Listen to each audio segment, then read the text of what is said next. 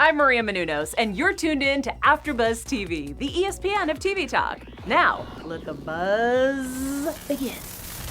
What's going on, Survivor fans? Hey! We are back. What's up, everybody, on this beautiful Thursday night? We are battling coronavirus as we speak, and we're very happy to be here in studio. We are here to talk about Survivor Winners at War Season 40, Episode 5. The buddy system is on steroids. I've got two buddies with me tonight. Mr. Steve Ganey, how's it going? Oh my God, so excited to talk about this episode. It was a big one. And Veronica Valencia. Hey, guys. And I'm Timothy Michael. You guys, this episode was really good. What are your overall thoughts? Oh, yeah, for sure. I mean, first of all, it's a tribe switch. We all know that when there's a tribe switch that things are going to shake up. I like the fact that we know we have a third tribe now that has to go back and completely redo everything. And you know what? It's tough because I like Boston Rob and I felt bad for him, but at the same time, I thought he was going to get booted up first. So I'm surprised he made it as far as he did. True. Steve? Yeah, I mean, the game is just shaken up. It's, clean slate. Everybody is in a completely new position. Some people who are on top are now on bottom, and it's good. It keeps the pace of the game up because otherwise you start to fall into a rut. You start to see where the numbers lie, and things start to get a little bit formulaic. So it's like, switch it up and let's go. No, I completely agree with the both of you. I mean, to Steve's point, I think that we knew coming into this season because it's a bunch of winners that it was going to be very unpredictable. And to Veronica's point, I thought Rob was going to go home way earlier. So the fact, if he had survived tonight, I don't know what I would have done. I probably would have boycotted the show because I would have been like, there's no way that Rob survived tonight. So let's dive into it, you guys. We've got our I want to give a shout out to our chat. Thank you, everyone from Nathan, JSG, Desiree, King K, Rianne B, Thomas McGee. But specifically, I want to give a shout out to Desiree, who is saying Mike must be on extinction. Yes, he is. And I want to hear your ideas in the chat of like who you think he would give an advantage to. He would try to sell an advantage to. Which three of us? Yes, and who would he give his fire token to? That's a good point. That's another good one, yeah. Who would he give it to? I like that, Veronica. Yeah, fair game, Veronica, fair game. So let's dive into it, you guys. Don't forget we have our MVP segment at the end of the show where we're going to pick our MVP player, who essentially is the best player of the night in our opinions. But like I said, let's dive into it from the beginning of the episode. So Nick is happy that Tyson is gone, but he is now filled with regrets now that Tyson has left him his fire token, saying, I wish that, we'd gotten to play a little longer. What are your thoughts on that? I mean, I think that Tyson giving him the fire token was just a classic Tyson move. Like, he's kind of too cool for school, so he's like, oh, here you go, buddy. It was a classy move, and maybe if Tyson can come back into this game, it'll pay dividends. But if not, I just think, that was a cool moment, and it was cool for Nick to be like, hey, I took down one of my my favorite players. Yeah, I thought it was fun. I thought, Tyson just kind of shows what a good sport he is when it comes to this game and that he's giving his fire token to someone who he knows kind of outsmarted him in that moment. But I will say, I didn't realize it at the time, but I thought I had both Nick and Tyson on my fantasy draft. So I thought last week, I was like, it doesn't matter anyway. And I went back and all I had was Tyson. So now I'm like, should have rooted harder for Nick. Yes, you guys, also at the end of the show, we're going to be talking about our fantasy draft. Unfortunately, Mike, who is on Edge of Extinction Island right now, lost Rob, but we will be talking about that a little later on. Now, I want to talk about this actually serious moment in the series, or in the season.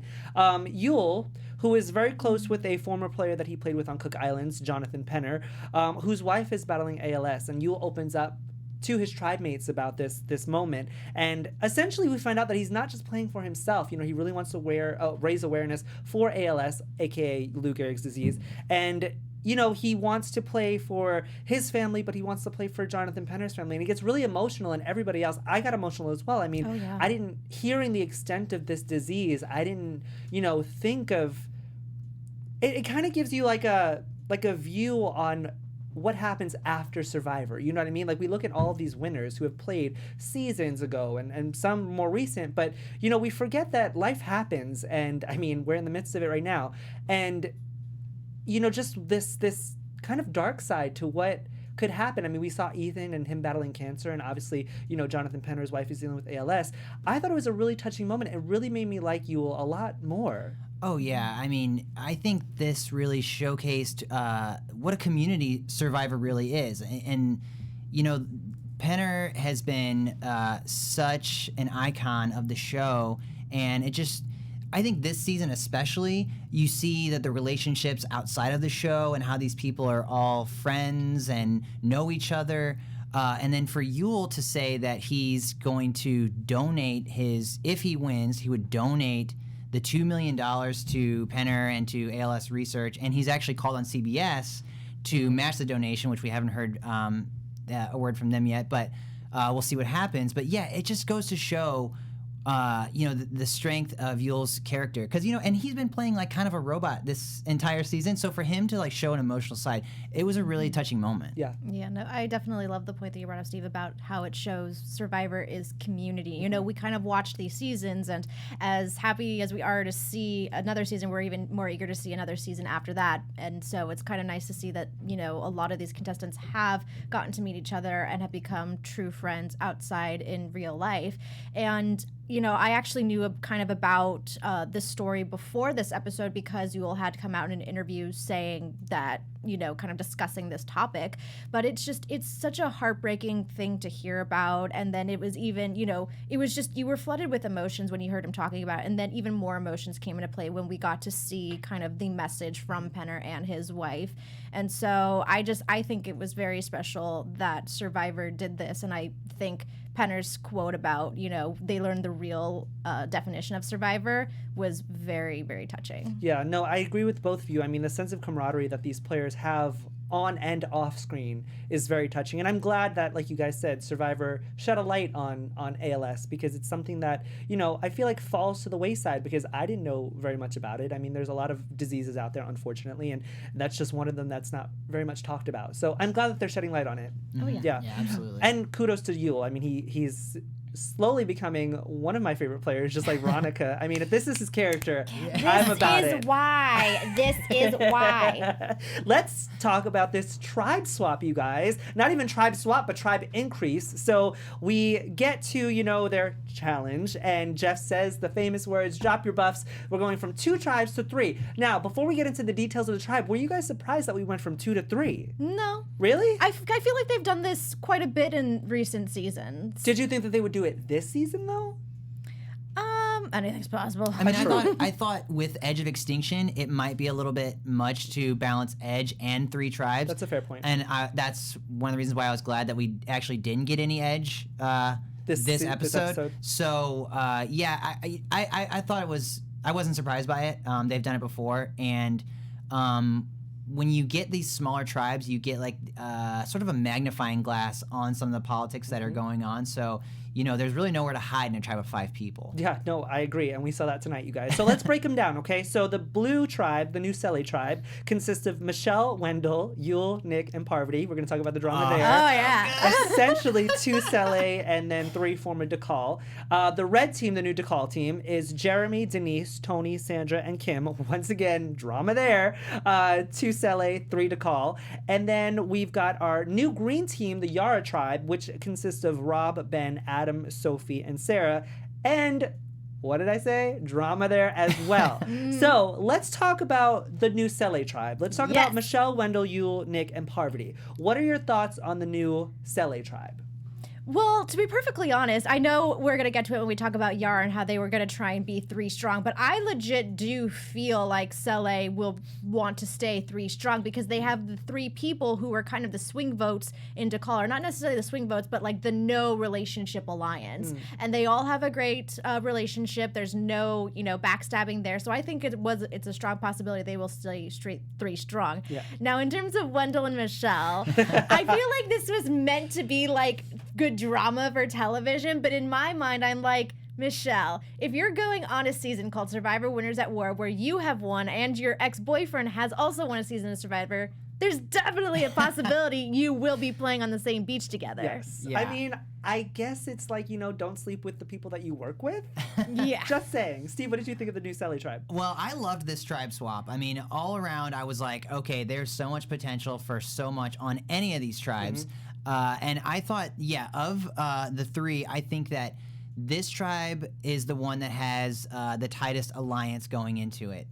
We saw those 3 guys don't look like they're going any place, and the 2 girls were just stuck out on the beach to just air their dirty laundry. But it was so fun to watch. Although I do feel like that the 2 ladies had a genuine moment. I don't feel like that there was that was all strategy, or Parvati was trying to say, hey, maybe we can work together or something. Wendell kind of gave her the cold shoulder, and it was funny how she was like, I'm stuck on a beach with my ex-boyfriend, and he's like, oh, we kicked it. So it's like, okay, wait a minute. Two very different stories here. Yes, exactly. I feel like Wendell's definitely trying to play it cooler than it was meant to, or what it was. I totally see what you're saying, Tim, and I can see that he's doing that too. I wonder if he's also trying not to make the fact that he dated a Michelle a big part of his narrative this season. That's a good point, because obviously you know how duos are targeted in this game, and whether they're exes or not, whether they ended on bad terms or not, it's still going to make them a target because they have that sense of intimacy with each other. Yeah, that's true, but it was genuinely awkward. It was. When they were speaking, and she's sort of trying to feel the situation out, and he's kind of brushing her off, and then he kind of got a little bit flustered in his confessional, piece to camera. He was like, we kicked it, and then he starts to explain it, and he's like, we were kicking it. We kicked it. Yeah, definitely different stories. So I'm excited to see where that goes. Let's talk about the new Dakal tribe, the red tribe, for those of you who don't follow the names, which I'm sure all of you do. A lot of us. All of you are super fans. So we've got Jeremy, Denise, Tony, Sandra, and Kim. What are your thoughts on the new Dakal tribe? I gotta say, if Tikal goes to tribal council next week, I think Tony is in trouble. You could see that there was definitely a division, and this is Tony, Sandra, Kim, Jeremy, and Denise. Yes. Okay, Kim being in the middle, and Tony could see that. I think she's got a very good chance of siding with Denise. I mean, I felt like they sort of clicked. I could see Kim making the switch. And it was like, okay, even though, we have the numbers, there's definitely things going on, because they weren't working together really tightly before. Yeah. No, I agree with you. I think, unlike Sele, which I think, like you were saying, Steve, has a very strong alliance going into that and might stick with their numbers, I feel like the new Dakal tribe, there's definitely a lot of potential there for there to be some flip-flopping going on, because we do know that Kim was on the bottom for in the beginning of the season with Dakal, and it's not like Sandra and Tony were rushing to, try and help her out. So I definitely think there's potential to see some switches there. I want to talk about Sandra really quick, because the stars have aligned for her. She's very, very lucky. She could have either gotten on a tribe with Rob, or she could have gotten on a tribe with Tony and Kim. Now, these are potentially either situation. She needed shields. If she was on a tribe with anybody else, excluding Tony, Kim, and Rob, she would have been the first target. And I'm glad that she is not, because I'm excited to see where she goes with this. She's happy about it. I'm happy about it. I have said all along that Sandra's greatest strength as a survivor is she is the luckiest survivor of all time. Also worth noting, Sandra, idol. Kim, idol. Ooh. Denise, idol. Yes. Jeremy can leave tribal council, safety with no vote. Tony is the only one without an advantage.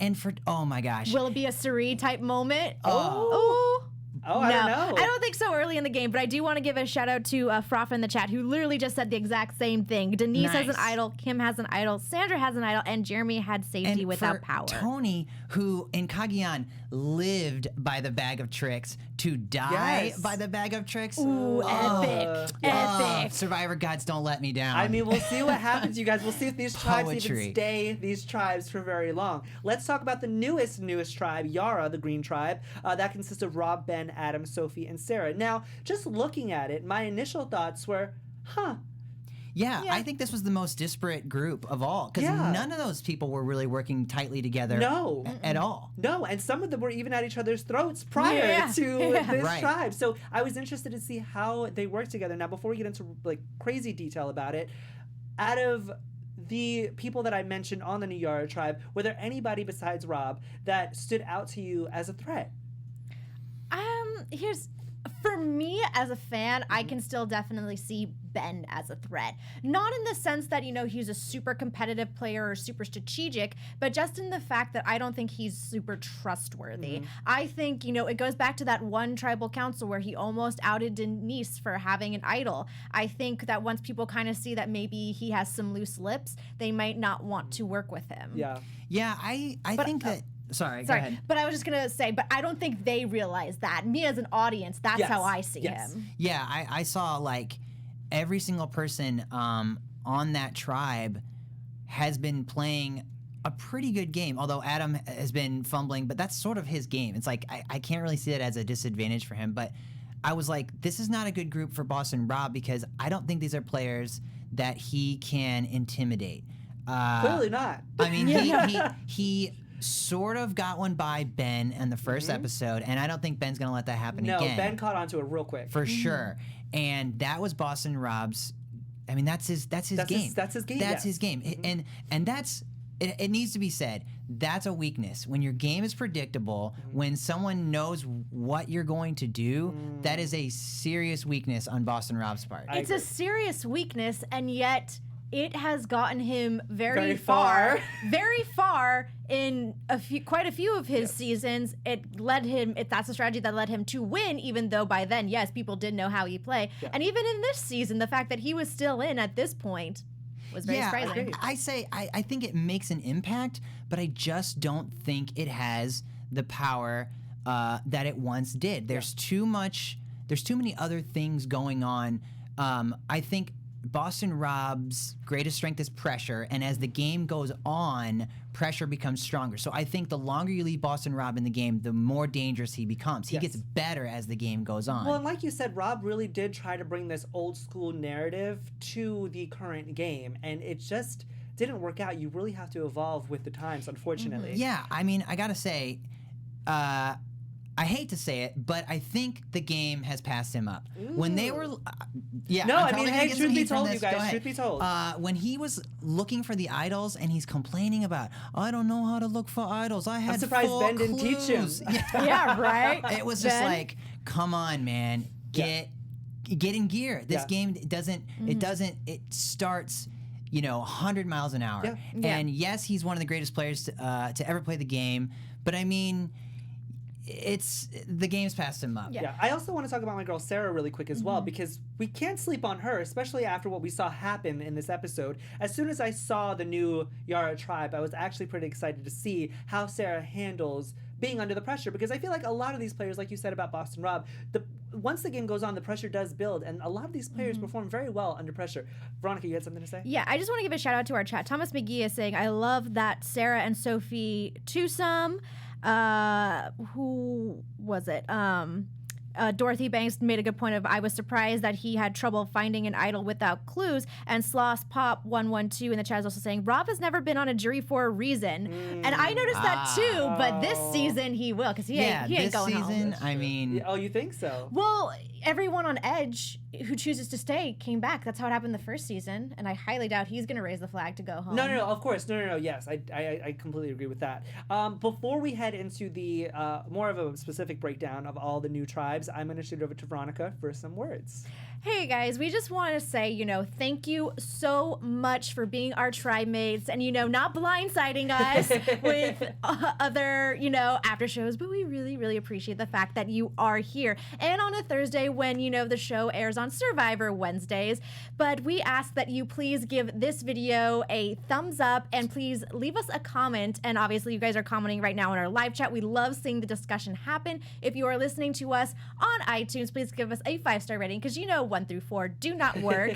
But please, wherever you are, please stay connected, stay spreading the word and the conversation. We really, really appreciate it. Also, guys, it needs to be said during this coronavirus pandemic, please be safe out there, guys. Wash your hands, you know what I mean? But thank you all so much. We love you all, and keep the chat going because it's on fire tonight, okay? Yeah, Bye! I want to say heads up to that to the commenter who said the Sarah and Sophie twosome.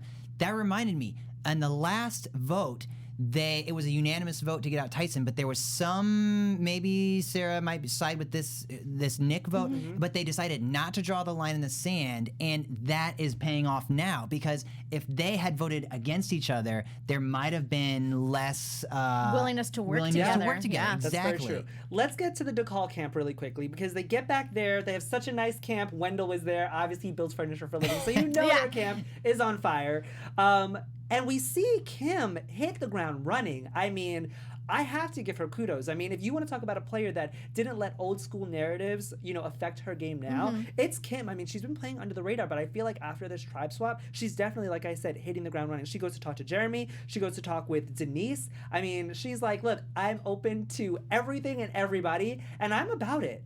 Yeah, she laid low after she kind of got called out in the first episode, and now it looks like she's starting to make her move. And, I'm eating my words. In the first time I was on this, I was like, oh my gosh, Kim, you just stumbled right out of the gate. And I didn't know if she was going to be able to get back into the swing of things, but it looks like she really is. Yeah. No, I agree. I think, like I said, when I mentioned kind of this new Dakal tribe, I think that Kim has found herself in a wonderful position and that she is the swing vote. She can go with her numbers, or she can go with maybe people she feels more trust in, or she feels like she could work with better. Yes, let's talk about the new Sele camp in a little bit more detail, just personal relationships. So a lot of awkward conversations on the new Sele tribe. We've got the whole Wendell and Michelle situation, which we already talked about, but then we've got the whole Nick situation and Parvati and how he's telling her that he's got a crush on her now. And I mean, it was going to come out, so I'm glad he kind of fessed up. I mean, she's going to watch the season, obviously. Fess up in his underwear. Even better. better. And then he's like standing on a tree. I'm like, dude, let's put some more clothes on, shall we? And then, we see Poverty, once again, another player just kind of hit the ground running. She's kind of feeling everybody out. She's going to use this Nick confession to her advantage. And then she's going to use Yule's confession to her about, his wife being a big fan of hers to her advantage as well. So a lot of these players, like I said, are going 100 miles per hour, as Steve said, which is good for them. I mean, you have to. Somewhat irrelevant, but I want to bring it up because it's a fun memory from please. Cook Island. Sometimes I even forget, Cook Island is my favorite, but sometimes I even forget that Parvati and Yule played together on that season. And it's funny just kind of talking about past relationships or like past seasons, because these players have grown and developed so much outside of the show. And we go back and it's like, y'all remember when Yule, Ozzy, and Parvati were naked in the hot tub in season 13? Yeah, Parvati was not one to sit back and sit on the sidelines in previous seasons. Nope, especially when it came to the gentleman. She was very manipulative. We all remember that. Yep. Let's talk about the new Yara tribe. Unfortunately, they got the short end of the stick, shall we say. They have to build a shelter. They don't have Wendell. But they do have very, very strong players, like we said. But a lot of things start to happen. I mean, Rob wants to find out what happened with Amber, and Sarah pretty much tells her that it was Tyson's idea, which I thought was very smart because he just got voted out. Yeah. Which she didn't even know beforehand, and now, well, no, they did know that because they knew from the tribe. But it was very, very good to her to say, be like, oh, it was Tyson's idea. And I'm interested to see how that conversation plays out on Edge of Extinction now that they're both there. But before we jump too far ahead, we also have, Sophie and Sarah, like we said, being on the bottom of the tribe in and of itself. So everybody is scrambling to look for an idol. And Sophie is the one to find it, which I was actually really proud of her. I was like, hoping that it was one of the girls to find it. Honestly, if it was not Sarah, I was hoping it would be Sophie because, we all root for an underdog on this show. And two girls being on the bottom, clearly they're the underdogs. How did you guys feel about Sophie finding the idol? See, I'm gonna say the exact opposite of what you Really? just said. Like, don't get me wrong. Congrats to Sophie for finding the idol. That's really great. Obviously, we want, they're an underdogs, and typically I do root for the underdogs. But I have this weird skew vision of that. I almost feel Rob is an underdog in this situation, just because I would say existing ideas going into this season, Sandra and Rob were the two biggest threats. So at this point, you can clearly, in my mind, I'm like, he's clearly at the bottom. He's almost kind of the underdog right now in my eyes, even though he's considered such an iconic and strong player of the show. That's a good point. Yeah, I think that Sophie, being that she played one time, she wasn't, her season wasn't like one of those huge breakout seasons that everyone loved and remembered. So I think that she's been playing under the radar, and that she, if anyone, is being underestimated by the other players. So for her to get an idol, which somebody in the chat, correct me if I'm wrong, but I think she never found an idol on her season. But that was really cool. She played it off really well. When Ben tried the empty your pockets, which he was ripping on Boston Rob, but she played that off well. He needs to stop. They all need to stop with that. That's getting really tired really quick. I love the Sophie and Sarah kind of relationship. I'm glad that they are working together. I mean, Sophie does find the idol. It does come with those, stipulations that she does have to give one half to a player by sundown. And I'm glad that she gave it to Sarah. I mean, it worked out really, really well for her. And now that, before we saw the tribal council, they were sort of on the bottom, but they had 2 major advantages. Yes. So there was options there. So it didn't really seem like they were on the bottom. So I thought maybe it's not just going to be the guys versus the girls, and the girls are going to have to pull out some of their tricks. But, I thought with these advantages in play, that gives them a little more leeway to sort of work the politics a little bit. Right, but nobody could have imagined what Rob's tactic would have been. We're not going to talk about it yet. We're actually going to go into the challenge. Pretty much an even-keeled challenge. I mean, essentially they have to, race through obstacles, use sandbags to knock off the blocks, then stack 4 blocks, no repeating colors. We've seen this before. Steve, I want to shoot it over to you because you were on the Dream Team, Nicaragua and Cambodia. Yes. Have you played this challenge? I have. Okay. I have done this puzzle, and let me just say, this puzzle is stupid hard. And I say stupid hard because it looks and seems so easy. Right. But it's not. It is the most frustrating thing. We did this one in Cambodia. Our blocks were a little bit bigger, a little bit bulkier, heavier. So you're moving them around. You're getting tired. Props to Kim in this challenge for really just knocking some of those. She had a good arm. Yeah, she really did. That was awesome to see that she was just stepping up. Knocking them down. Nice to see Sandra in a challenge. Yes. So this challenge was good, but I knew it was just all going to come down to the puzzle because you don't know if someone's just going to get that thing in 20 seconds or if you're going to be sitting there staring like, I don't know what to do. It can go either way. How long would it take you to do it? Oh, jeez. I mean, on a good day, maybe I could get it done in like 3 or 4 minutes. Oh, wow. That's pretty good. Oh. I mean, it was better than Yara. I mean, Yara was the first one to the blocks, and then essentially everybody else caught up to the blocks. And like you said, Steve, this is such a challenging puzzle and we love puzzles like this. We love challenges where it's not like a blowout out of the gate. You know what I mean? Because I thought it was going to be because I thought that this blocks puzzle was going to be really simple. And Red came in last. And yet they swooped in and finished it. So it just goes to show you, it could take you forever or you could just get it. Yeah. Insert Jeff Probst's voice. This is why you don't give up. Exactly. Exactly. I love when Veronica imitates Jeff Probst. It's literally my favorite thing. So we see, like I said, Yara loses, so they are headed to Tribal Council. The other 2 tribes, Tikal and Sele, are not going to Tribal Council. So back at the Yara camp, obviously we've got some strategy, or so we thought was going to happen. Ben, Adam, and Rob shake on not voting for each other, and Rob feels it's best if they don't go off and talk to the girls or talk to anybody in general, if they all just sit at camp and talk about fried Oreos and food. What did you guys think about this situation? Did you automatically think that this was going to put a target on Rob's back? Or did you think that this was going to work? No, see, I get his mindset in that there's no reason to have paranoia if you know for a fact there's no conversations happening. But if you're sitting around making the calls of like a dictator saying like, hey, you can't go out and do all these conversations, no one's going to want to work with you, and they're going to be able to make that decision without having to have those other conversations anyway. At all, exactly. And not only that, but Rob deprived himself of possibly trying to work with someone or sway the politics. Like, it was like he took all his chips and he put them on the table. Said, I'm going all in. This is my move, and I'm going to, through sheer willpower, just drag this game back into the old ways, and it's just not going to fly in this. I wonder if he's season. I wonder how he does at his poker games.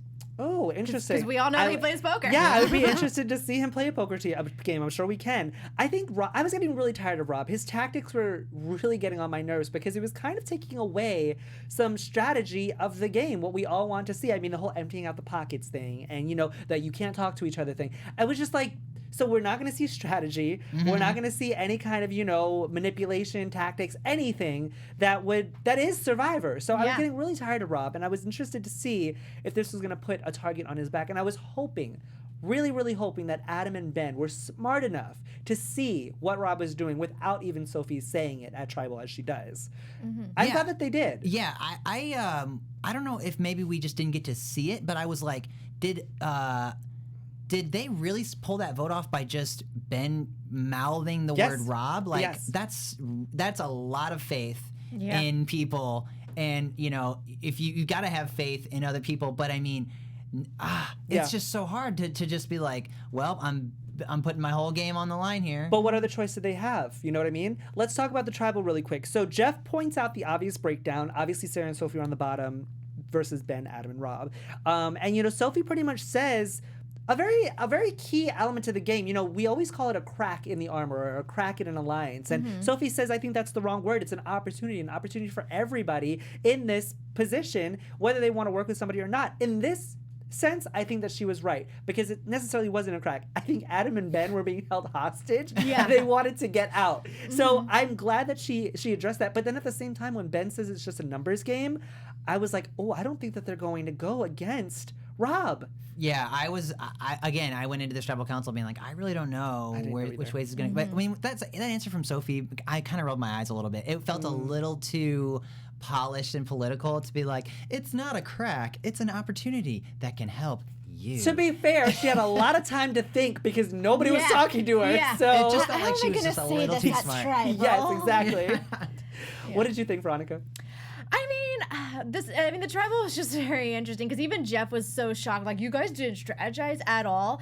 And I mean, Sophie's point about, you know, a crack, I don't know. I think it's sure, yes, that's an opportunity, but it's also referred to as a crack. Like that's just kind of who me as a viewer has referred to it throughout this entire time the show has been involved. So no, that's fair. I also liked Sophie's, you know, point that she pretty much just called out Rob. If you want to talk about a super fan, all these people who are playing this game know exactly what they are talking about. They know everybody's strategy and everybody's, you know, way to play this game. And, you know, she pretty much calls out Rob and says, you know, in his season, he was good at corralling people and keeping people together in the same mindset. And now it's being used on Adam and Ben. And she pretty much calls him out. And I'm glad that she did. And I feel bad because when we were picking our fantasy draft, her and I believe it was Danny were two of the people that we were like, do we need one of those on our team? And now I kind of regret not picking Sophie because she's clearly very, very smart and she came to play the game. Yeah, for sure. I'm glad that we're seeing her develop her game because, you know, like when we picked, you know, our fantasy draft and when we were kind of, you know, rooting for certain players,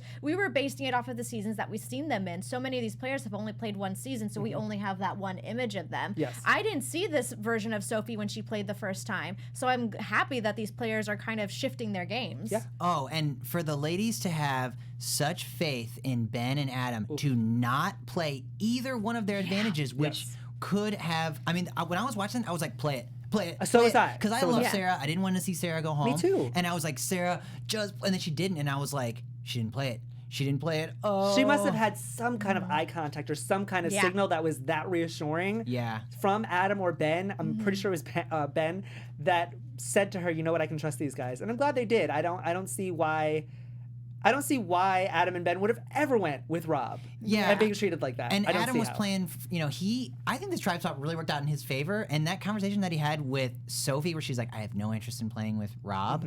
I think that was sort of Adam being like, yeah, let's get rid of this guy. And so that might have solidified things for Adam. He might be building a bridge. Yeah.